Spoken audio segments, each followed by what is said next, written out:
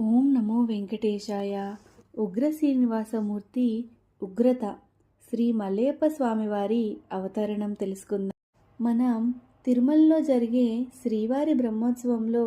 శ్రీవారి గర్భాలయంలో ఉండే అర్చామూర్తిలోని విగ్రహమైన శ్రీ ఉగ్ర శ్రీనివాసమూర్తి స్వామివారిని గర్భాలయంలోంచి బయటికి ఊరేగింపుతో తీసుకొని రాగా శ్రీవారి ఉగ్రమైన తీవ్ర దృష్టికి తిరుమల కొండపై గ్రామంలో ఒక పీట నిప్పంటుకొని మంటలు వ్యాపించడము, ఆ తర్వాత శరణాగతి చేసి ప్రార్థించిన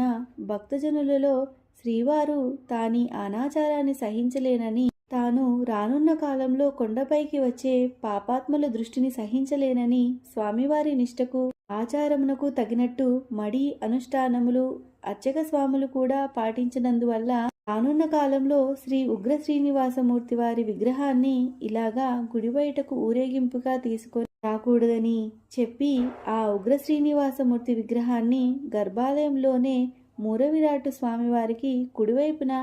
ఎక్కువగా పశ్చిమ నైరుతి కోణంలో నిలిపి ఉంచి ప్రతినిత్యము వారికి మడినీళ్లతో తిరుమంజనం చేసి తడిపిన తడిగుడ్డగా పసుపు బట్టను చుట్టి మడిగా గర్భాలయంలోనే ఉంచాలని,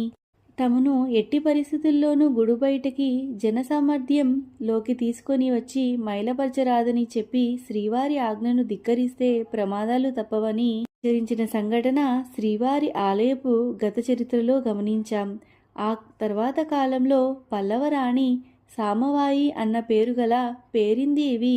భక్తితో సమర్పించిన వెండి విగ్రహమైన భోగ శ్రీనివాసమూర్తి వారి విగ్రహ ప్రాణప్రతిష్ఠను జరిపి అప్పటి నుంచి ఆలయంలో శ్రీనివాస ప్రభువునికి జరిగే సమస్త భోగములు ఈ భోగ శ్రీనివాసమూర్తినే శ్రీవారి భోగమూర్తిగా అర్చనలో వినియోగింపబడే కౌతుక విగ్రహంగా కళ్యాణోత్సవాలు, పవలింపు సేవలు వంటి అన్ని భోగాలు ఈ విగ్రహానికి జరుగుతాయి.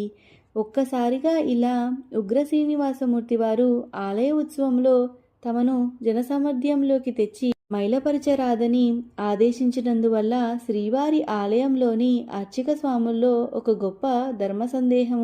సమస్య తలెత్తినది. అదేమిటంటే ప్రతి సంవత్సరము జరగవలసి ఉన్న శ్రీవారి చక్రస్నాన మహోత్సవములలో శ్రీవారి అర్చా విగ్రహాన్ని పంచామృతములతో అభిషేక పూజాదులు శ్రీ వరాహస్వామివారి ఆలయంలో జరగవలసి ఉన్నవి కనుక శ్రీ ఉగ్ర శ్రీనివాసమూర్తి వారిని బయటకు తీసుకురాని పక్షంలో అప్పటిదాకా చక్రస్నాన పూజాదులు జరుపుకుంటున్న ఉగ్ర శ్రీనివాసమూర్తి స్థానే వేరే ఎవరిని తెచ్చి చక్రస్నానంలో పాల్గొనింపించాలి? బయటికి ఎవరు